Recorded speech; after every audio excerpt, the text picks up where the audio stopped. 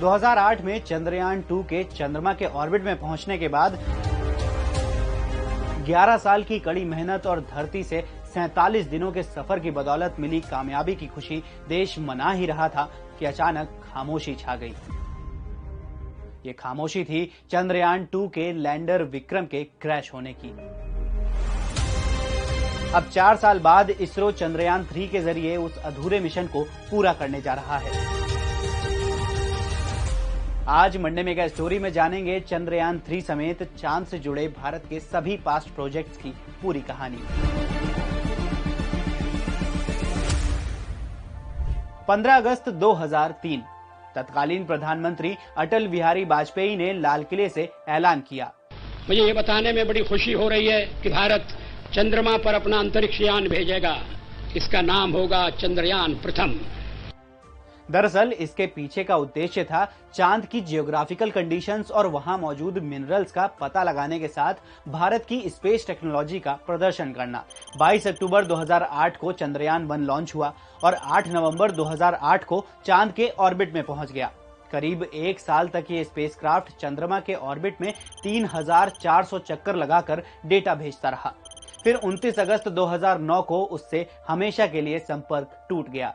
हालांकि मिशन के दौरान स्पेसक्राफ्ट से चंद्रमा की सतह पर एक मून इंपैक्ट प्रोब की क्रैश लैंडिंग कराई गई, जिसके बाद चांद पर पानी होने का पता चला। इसकी पुष्टि करीब 1 साल बाद नासा ने भी की। करीब 10 साल बाद लॉन्च हुआ चंद्रयान 2। ये चंद्रयान 1 से एक कदम आगे की बात थी। इसका उद्देश्य था चंद्रमा की सतह पर सॉफ्ट लैंडिंग करना और वहां मौजूद एलिमेंट्स की जानकारी जुटाना। इस मिशन में 3 चीजें शामिल थी, ऑर्बिटर, लैंडर और रोवर।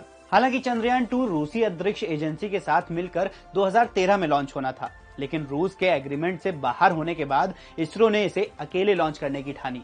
22 जुलाई 2019 को चंद्रयान 2 लॉन्च हुआ। 20 अगस्त 2019 को चांद के ऑर्बिट में पहुंचा। 6 सितंबर को लैंडर विक्रम की सॉफ्ट लैंडिंग शुरू हुई, लेकिन ब्रेकिंग सिस्टम में गड़बड़ी के चलते लैंडर क्रैश हो गया। हालांकि चंद्रयान 2 का ऑर्बिटर आज भी चांद के चक्कर लगाते हुए साइंटिफिक डेटा जुटाकर भेज रहा है। एक्सपर्ट्स की माने तो चांद पर सॉफ्ट लैंडिंग करना मंगल से भी ज्यादा खतरनाक है। इसकी 3 वजह हैं।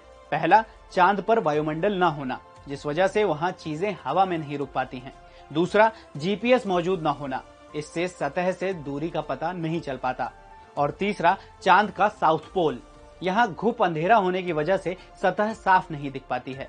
ये तो हो गई पुराने मिशंस की बात। अब जानते हैं चंद्रयान 3 के बारे में, जिसे श्रीहरिकोटा के धवन स्पेस सेंटर से 14 जुलाई को दोपहर 2:35 पर लॉन्च किया जाएगा। इसका उद्देश्य है चांद की सतह पर लैंडर की सॉफ्ट लैंडिंग, रोवर को चांद की सतह पर चलाकर दिखाना और वहां मौजूद एलिमेंट्स का साइंटिफिक एनालिसिस करना।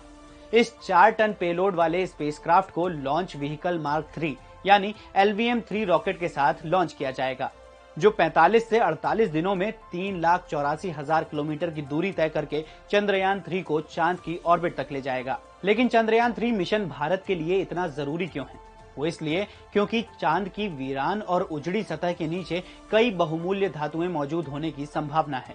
साथ ही भारत अपने पड़ोसी देश चीन को स्पेस में एक तरफा बढ़त नहीं देना चाहता, जो कि पहले ही चांद पर जाने के 3 मिशंस को मंजूरी दे चुका है। तो ये थी चंद्रयान 1 से लेकर चंद्रयान 3 मिशन तक की मंडे मेगा स्टोरी। ऐसे ही और भी वीडियोस के लिए जुड़े रहिए।